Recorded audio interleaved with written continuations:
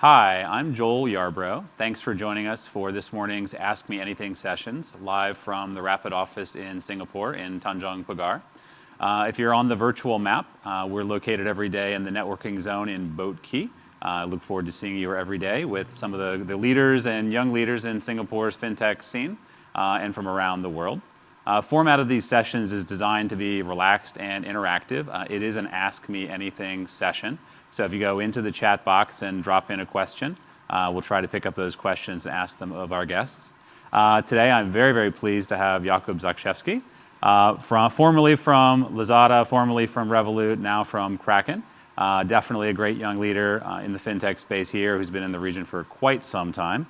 I think he has a lot to tell us about where he's been from, where he's going, and where he thinks the industry is going overall. So Jakub, thank you for joining us today. Yeah, thank you for having me. Wonderful. So first, given that you've been in the region for a very, very long time, what actually brought you to Southeast Asia originally? That's a very good question. So it was in 2013 when just after business school, I was writing my master thesis about venture capital and angel investing and early stage startup financing. And I was also, in my master thesis, I was mentioning Rocket Internet as one of the first, European incubator of tech companies. And I thought it would be a great idea to actually join them, given that I already researched a lot about what they're doing in my master thesis. So I remember, that was the time when 75% of my class in doing masters in finance, everyone wanted to go into investment banking.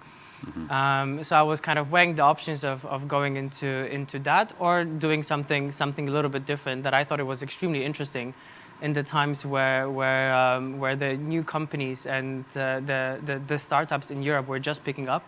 And I remember I applied for a role. 2 days later, I was contacted. I was having, I think, 5 interviews in the next 3 days, and they told me, look, we would love to have you tomorrow in Malaysia. So I thought, well, at this point of time, what am I going to regret more? I thought that going to Malaysia is awesome if you're 22 or 23.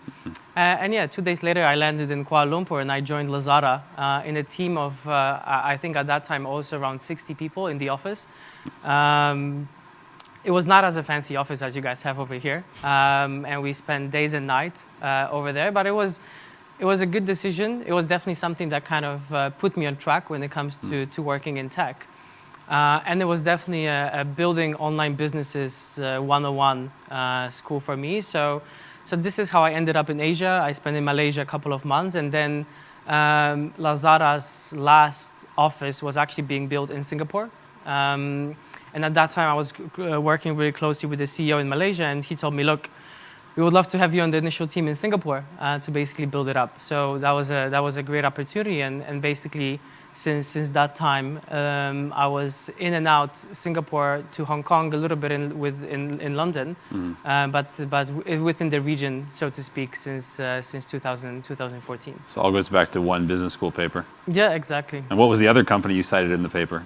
There were a couple actually, because what I was trying to solve for is within the biggest problem at that time was that there was a big gap from launching or having a concept of a company to actually getting that Series A financing. So this is why I was really going deep into understanding, okay, how do we really solve this place in the middle? So that's why I was focusing a lot on angel investments. At that point of time, equity crowdfunding was just picking up, so that was another solution to that problem. And the third way that it was a little bit different was actually incubators and accelerators that had the capital already, and what they were doing, usually they had the know-how. They were just hiring, really young and smart people from the industry, from consulting, from banking, and working together with them on building companies. So this was the third way that I thought was extremely interesting, and I already saw the initial interesting companies that were coming up from Rocket in Europe, which was, for example, Foodpanda or Zalando. So I still remember when the guys tried to pitch me and they were saying, look, we're building the Amazon of Southeast Asia. So I'm like, okay, guys, let's take a step back. Is it really going to happen? But then I was definitely fully bought into the whole idea, and I think it turns out a great school for me to actually learn about how to really build and scale a business. So, I mean, a lot of Rocket alumni talk about the skill sets they got there, et cetera, and then you just brought in the incubator model. If you were to contrast the Rocket as an incubator B school versus a third-party incubator B school, what do you think you'd learn differently in either place? I think what I've really learned pretty quickly was that it's all about execution. I mean, this is what Rocket's mantra and Lazada's mantra is that many times if you think about fancy careers like banking, like consulting, like business school papers, we are all kind of trying to figure out the best theory, the best framework about how to solve a particular problem. And this is, you cannot go far without doing it. But I think what I've learned is that, and also what I'm implementing myself is that it's good to settle something that is good enough, and then just execute and then adjust along the way, rather than try to find a perfect recipe, a perfect framework, a perfect model right away and spend months on it. Because you might not be right, you lose a lot of time, and the competition will catch up. So I think what I took out of it is that it really makes sense to just settle on something that is good enough, that people that are smart can agree on, and just go for it and put all the time and effort into building a company. And after that, you can, if something goes wrong, it's perfect. I mean, I wish it was perfect. If something goes wrong, it's not bad, because it's another data point when it comes to making a decision. Then you just adjust and you continue making more decisions. So I think this is something that I've learned and something that I also truly believe in. There you go. And when you look around the region, do you see a lot of other companies taking that iterate fast model that inspire you? I would say that I was very happy to see that after being at Lazada, Revolut had a very similar model of executing. And I think, the reason why... Well, before we go there, what brought you from e-commerce into payments into Revolut? So what brought me is that in between Lazada and Revolut, I was actually in a smaller startup in Hong Kong, where I joined. That was co-founded by two Lazada alumni. So kind of they brought me in and they said, look, we are building a business. We would like you to help us. And initially I was heading ops and then growth. Extremely hands-on. At the end of Hong Kong, we're building an e-commerce logistics startup. And it was a lot of fun. It was even more hands-on than Lazada because it was earlier stage, so great learning. And actually, I've heard about Revolut as a potential solution at the time when I was in Hong Kong, where let's say that in 2015 the level of financial services offered by banks was not the best, so to speak. And as a expat, as a person that had a bank account at that point of time in US, Spain, Poland, Singapore, constantly traveling, constantly changing places where I really live. It was not an easy task to basically manage that. It was pretty expensive initially when I had to use my Singapore card to pay in Hong Kong. So I really tried to find a solution for myself. At that point of time, I were looking at 2015, 2016. And the reason why I wanted to join Revolut is, first of all, they solved the problem that I really had at that point of time. Second of all, coming from financial education, and as a first thing, and second thing, seeing the problem in such a massive industry, was a way of thinking for me is that if e-commerce could really disrupt retail at that point of time, and we're still seeing that there's still a lot to do when it comes to finance, which is also a massive industry. And I saw how much I benefited being at the right place at the right time when it comes to market disruption. I thought it was a great time to actually join the fintech wagon before it was super cool, and to join the right place within the fintech new fintech sector that is up and coming. So how big was Revolut when you joined? I think that was globally the company was around 200 people. But in the London office where I initially joined was around 50. I would say we're working out of a co-working space, level 39 in London. and there were a couple of other companies next to us, so it had a very cozy feeling. And at that point of time, I was working, a couple of desks away from the CEO. And what was also one of the reasons why I also joined was that the CEO really liked people from Rocket. And I thought that he probably thought that this kind of people will fit the mission and the culture. So there were a couple of us that actually joined from either Rocket itself or Rocket's companies at the beginning of Revolut. Some of them are still there and they're doing great. But this was also something that brought me in and ensured me that we're going to be definitely solving a big problem, but we will have the right people to actually execute and make it a big company. And so if you went to Revolut because they were solving a problem that was personal to you around traveling, the cost of FX, the cost of, I assume, implicitly interchange, et cetera, what problems do you see them solving today? And then what problems do you see not yet being solved in the fintech ecosystem? So I think what Revolut tries to solve, and this is, still being speaking from a perspective of a person that is out of Revolut for already almost a year. I think Revolut mentality is that we are able to leverage technology in order to provide services that are 10 times better and 10 times cheaper to their users.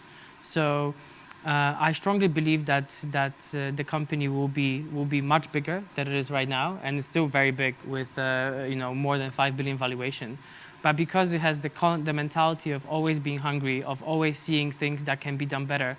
It was a public information when I read, I think on my LinkedIn feed, that one of the person from the management is looking for a VP of insurance and VP of payroll. This is a classic Revolut move, saying we're not settling. We did a good job on e-money side. We did a good job or start to do a good job on banking side after getting the license and operationalizing the bank. It's just the beginning, and there are still more things that the company wants to achieve in order to really provide the best-in-class financial services to its users, starting from Europe, but now already, I think, in 5 or 6 countries, in North America and in Asia as well. So given that you were a big part of the global expansion or the multicultural, multinational expansion, what do you see some of those limitations that you hit that were barriers to growing? And then now that you're sitting here and you're starting to grow another business, how would you try to address those barriers? So one of the biggest barriers that we had was hiring. And that's why, even before we came in here, I mentioned that I spent almost half of my time hiring because especially in Asia, joining a fast-growing fintech or a fast-growing tech company is not as obvious of a choice as it is, for example, in the US. Where here many people still want to think about initially pursuing consulting, banking, or any other very prestigious type of jobs. So it was not easy to convince the right type of talent to join us. In many cases, to sacrifice their very fancy pace that they had for longer working hours, but believing in the mission that you're building a company that you're going to get compensated in a delayed manner through equity, and people that are very strong and they're very hardworking, but probably the risk appetite was a little bit lower than what we would have seen in what we saw in Europe, and definitely how it is compared to US. So that was an initial learning that we had. So the way that we solved this problem is that Revolut decided to hire a lot of internal recruiters. That basically and the process of recruiting is extremely efficient, and in this way Revolut was able to actually hire the best people in as short amount of time as possible. And I think that was a learning for the company globally. And this is a very similar learning that we're having right now at Kraken, where not only we're in fintech, but we're also in crypto, which is new to most of the people. But for people like myself, this is a very safe bet when it comes to the next couple of years on how financial services will be disrupted. And it's a very similar problem that we're having. That some people will say, look, how are you going to be comparing yourselves to neobanks? And this was exactly the same question that people were asking me at Revolut, saying, okay, how are you guys going to be comparing yourself to banks? Right? They're already big enough. How are you going to win? So history likes to repeat itself. And I think this is a similar type of problem that I've learned along the way on how to solve. And it's crucial to really get the superstar team around you, as you know, in order to be really number one in a particular industry. Have you seen that hiring challenge get easier in the last couple of years, or not really? I think it's getting easier just because tech companies are becoming, first of all, it's in many business schools, it's becoming more of a trend right now to join tech companies rather than it is to join established, prestigious professional services firms or other big conglomerates. So I think this is something that the pool of fresh talent is definitely coming in. Second of all, it's becoming as safe with many of the very big companies compared to the previous incumbents to join Google's, Facebook, Apple's, etc. Right. Because many times they offer you similar packages or even better packages and way better perks than all the other companies are doing. And I think third of all, working on very interesting problems in growing companies is always something that is much more fun than just trying to maintain status quo. So I think in general, the kind of whole trajectory is changing for the better, which means more people really want to go into tech.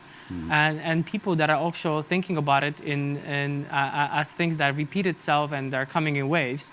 See also companies like us that are the new wave of within fintech as also something that also has pretty high chances of success. Just like in 2015 or 16, many people thought about the same thing for the initial fintechs, initial e-money issuers that were just starting and growing to the sizes of multi-billion-dollar companies. So now define what Kraken's doing and what the problem they're trying to solve, or you're trying to solve is. So I think Kraken is one of the world's largest digital asset exchanges. So you can buy Bitcoin and almost 50 other digital assets on the platform. And the way that I think about a digital asset exchange is that each of these tokens it's actually representing a particular project that a group of people is working on. In many cases, particular problems within the financial services industry that can be done better, more efficient, cheaper and faster compared to what we are seeing right now. There are, without mentioning names, there are very popular. There's a very popular digital asset that is really enhancing the way that people send money internationally. And this is their core proposition, where you're able to settle many more transactions in a second, that you can do it at a fraction of cost, and it's way cheaper.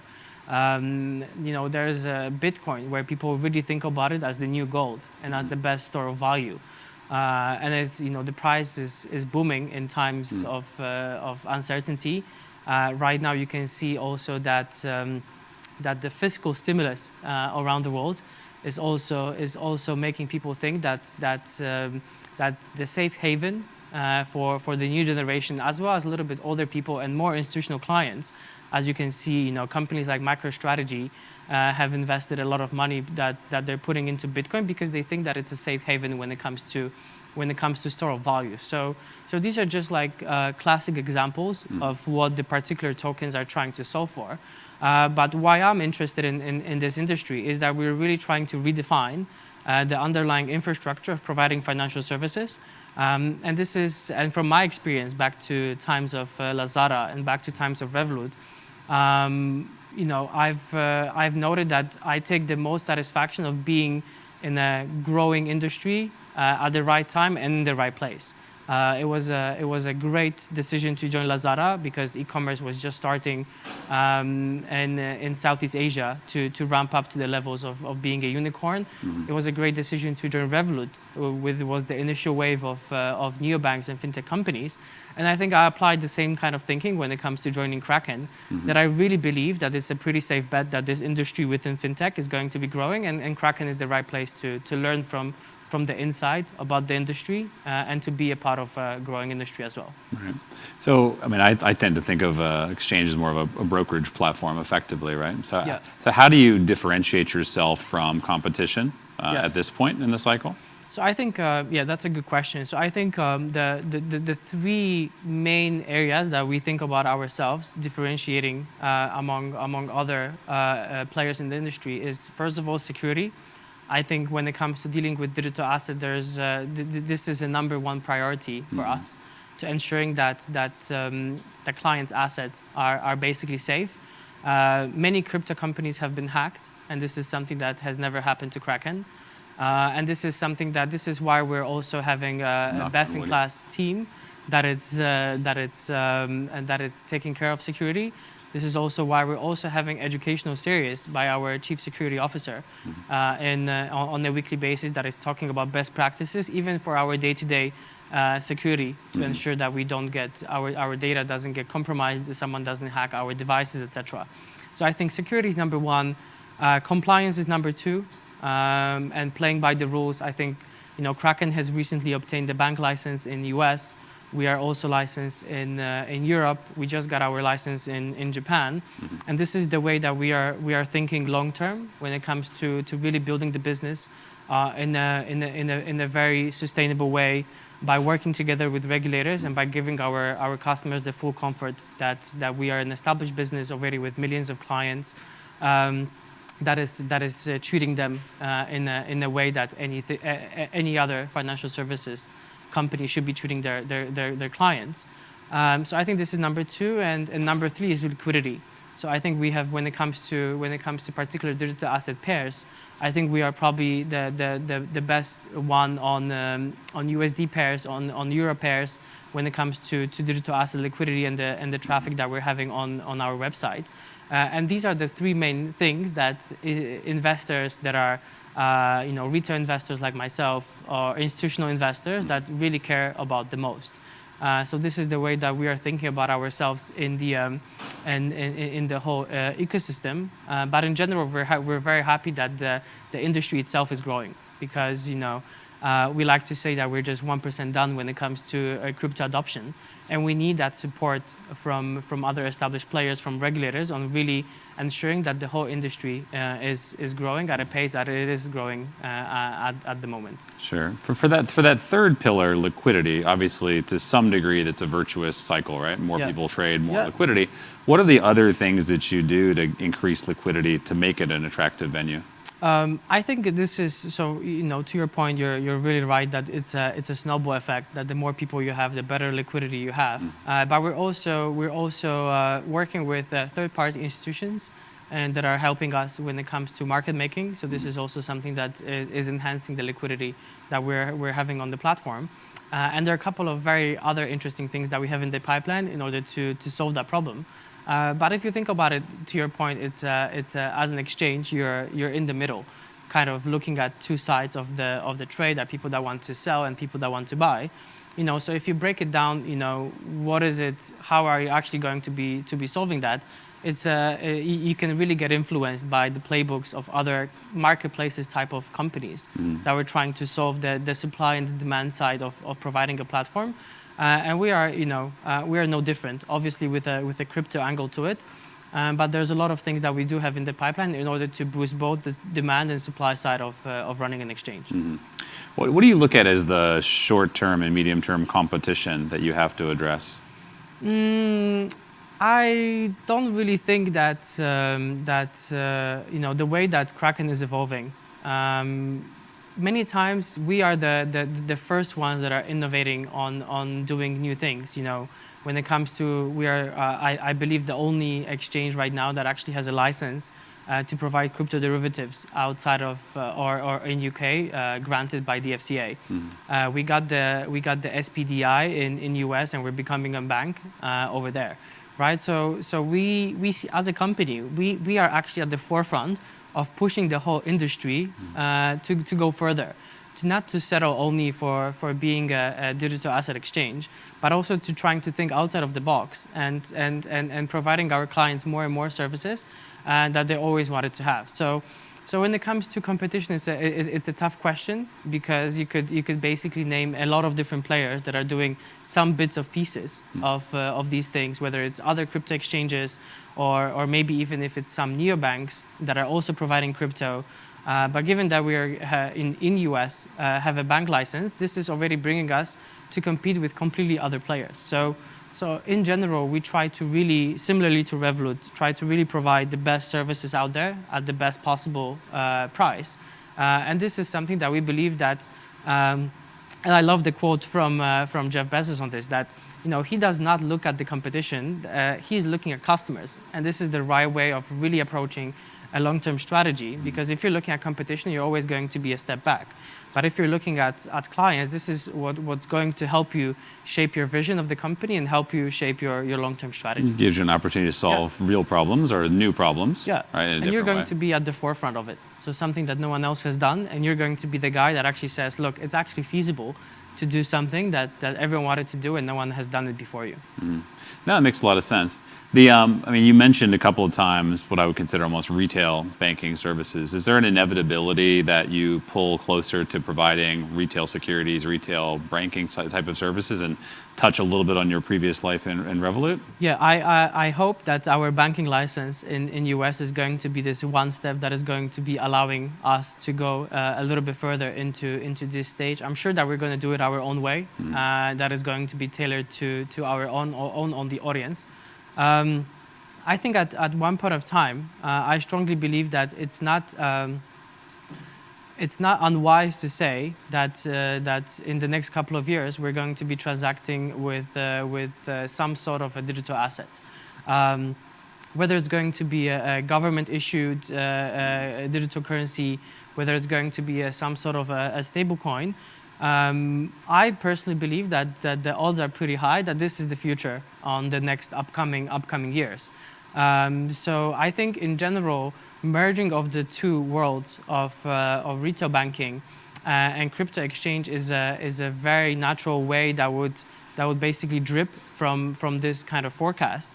And again, we are going to be probably one of the first ones that are going to be solving a lot of problems that are going to be happening because of this kind of molding or merging. And in my personal opinion, this is something that is a safe bet to assume that this is going to be happening. Not exactly, as we speak in 2020, 2021, but we already see that as a trend. We already see that as a trajectory.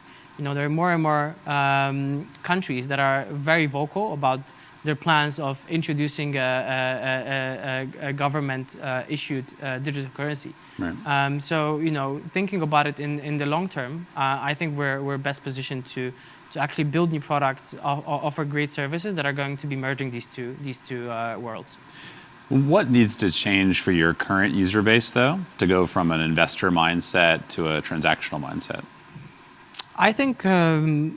So first of all our investors are already transacting. So this is not something that we're trying to show them a product that is completely new to what they're already doing.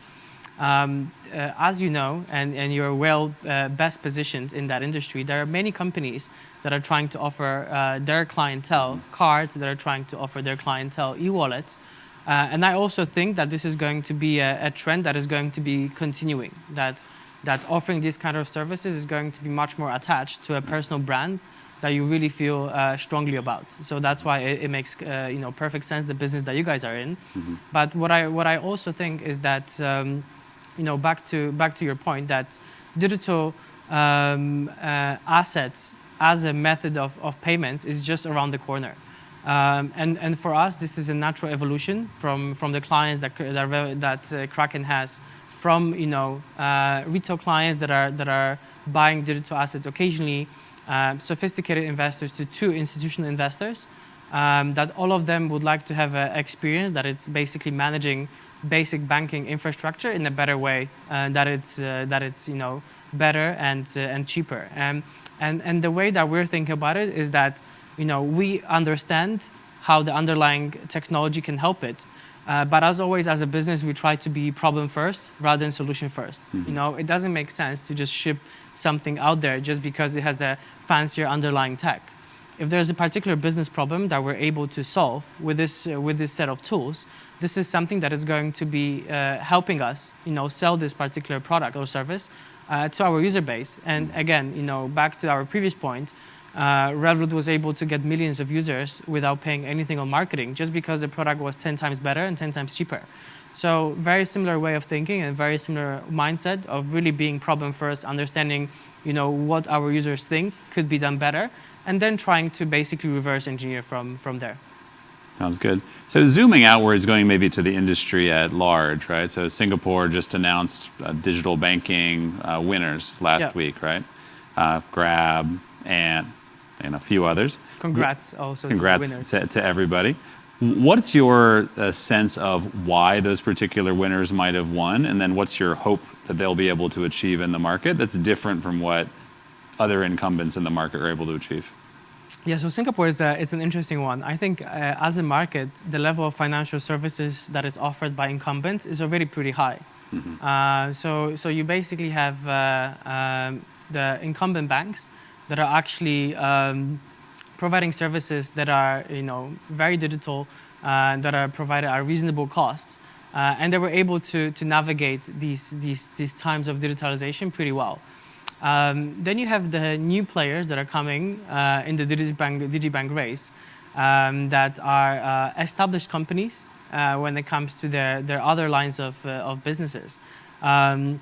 And that for me, the reason why I think they wanted to get that is that they see it as a potential great revenue stream when it comes to upselling all the other services that many times are making a loss without mentioning names.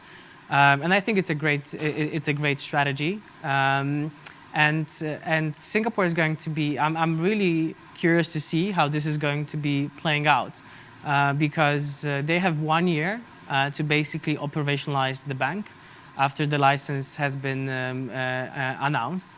And I strongly believe that getting the license is the easier part of the whole equation. And now it's a lot of work for all of these, not only retail but also wholesale companies that got the license to basically put the bank together in a very competitive market that it's not that big compared to US or Europe. And you have 1 year to ship it. You need to ship it in a way that it's going to be satisfying MAS's requirements of actually having a path to profitability and not undercutting the market. And you're going to have a strategy to acquire users, which, as you know, in Singapore, it's not uncommon for people to already have many cards.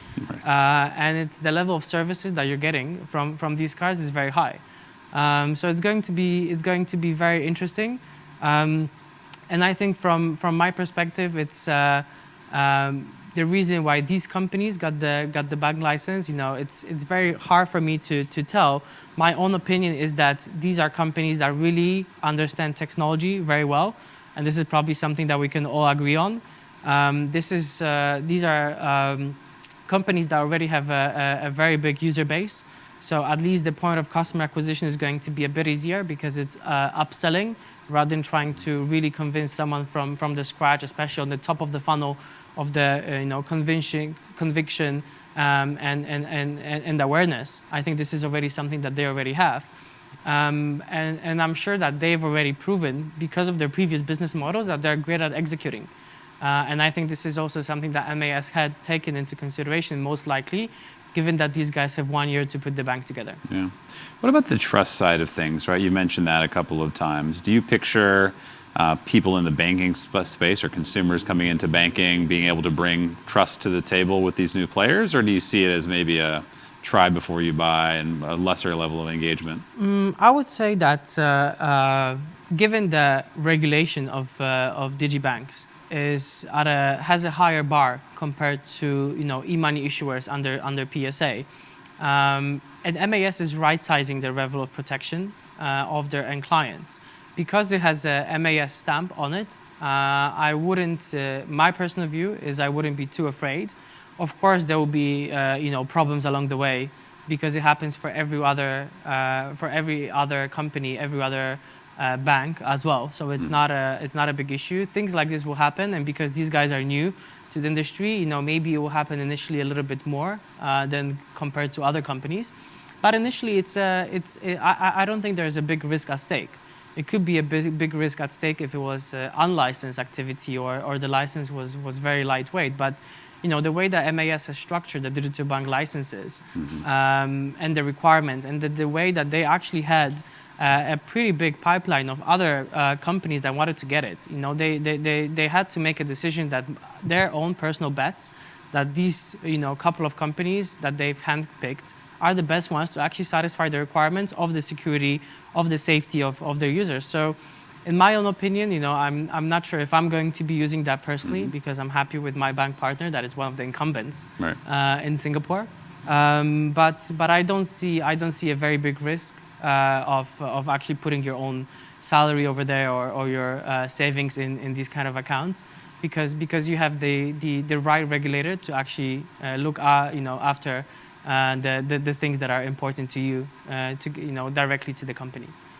So what about on the execution side? I mean, you've worked at several companies from very small micro startup, or not more than micro, but small startup, huge execution mindset, significant ability to pivot, and then grown into thousands of people at this point. So given that you've seen that curve a few times, and the 1 year time horizon you're talking about to kind of give a meaningful status, do you see those execution risks as being a problem for scaling an organization? Yeah, I'm sure that it's going to be a lot of sleepless nights. So I think there is a risk. I don't think the risk is that big because 1 year time is still a lot of time for actually building a product. It will be an interesting one from a culture perspective, where a lot of these companies are already established tech players. And actually, in my opinion, it takes a little bit different types of people to build a product from 0 to 1 or 0 to 100 versus optimizing a company from 100 to 200 or 1,000 to 1,100. Right. So you're trying to build a completely new line of business that potentially can be much bigger if you do it right to what you're currently doing. You already have sold the dream to the regulators and probably sold the dreams to investors, whether private or public investors. You have 1 year to do it. And you need to hire a lot of people just to satisfy their regulatory requirements. You need to hire a lot of people to actually operationalize the bank. And you need to hire the right sort of people that are going to be working 24/7, as I believe, for 1 year, that will have the execution mindset of saying, let's put aside everything that we know. Let's trying to be problem first and trying to build something that people want. And we have only 1 year to do it. Right. So that's going to be definitely a very interesting one. So now put that in the context of the other problems you've already highlighted, right? The ability to hire or inability to hire. Yeah. The size of the ecosystem here. You've got COVID. Yeah. You've got a time horizon. And then you've got existing talent pools coming from a few different industries, presumably, right? Yeah. What's the level of disruption that you're going to see for hiring for everyone else in the ecosystem, right? And who's going to disrupt the most? So I also liked how DBS was trolling on LinkedIn, the guys that got the digital bank license, saying, guys, we actually are a digital bank already for a couple of years. So it's going to be fierce. It's going to be tough. I think the level offered by the biggest incumbents is good. So we would really need to see something that it's completely different to what they're doing.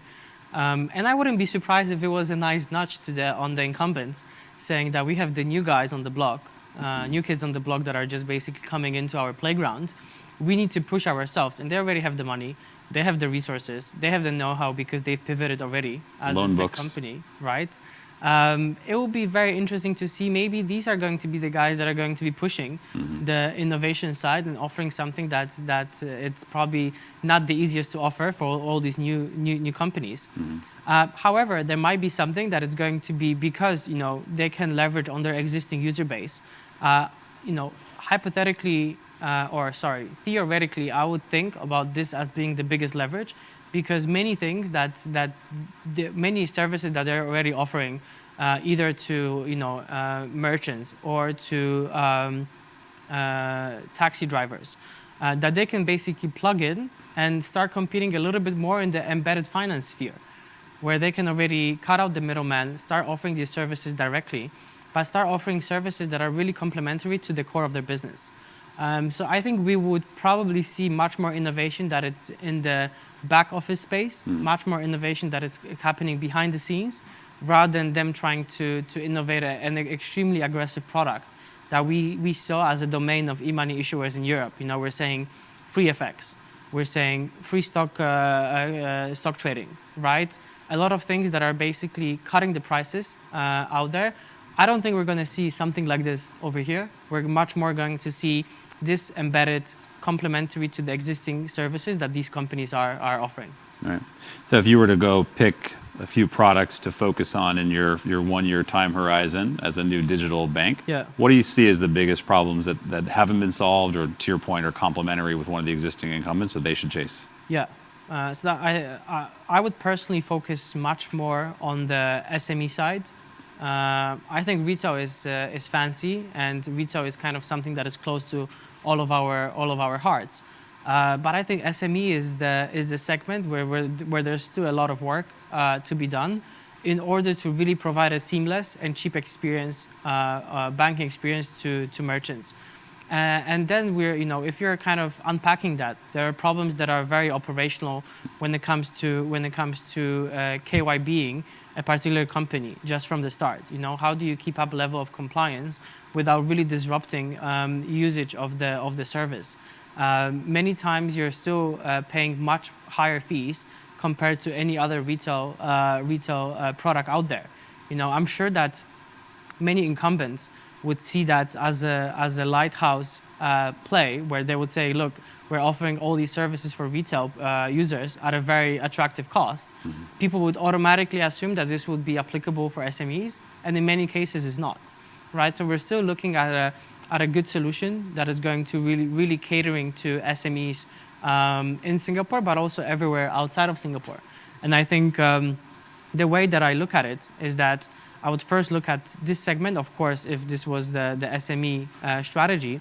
But second of all, Singapore as a market is pretty saturated in general when it comes to financial players. Mm-hmm. There's a massive potential in the region. And putting Singapore as a base and trying to leverage on this kind of licensing to then work with the regulators outside of Singapore in order to provide similar type of services is definitely going to be a potential massive revenue source. And I'm sure all these guys are thinking about it in exactly the same way. Sure. Some of them a little bit more vocal than the others, but we're all all of them are thinking about Southeast Asia as a region, with the perfect headquarter being in Singapore, license and the oversight being happening initially from here.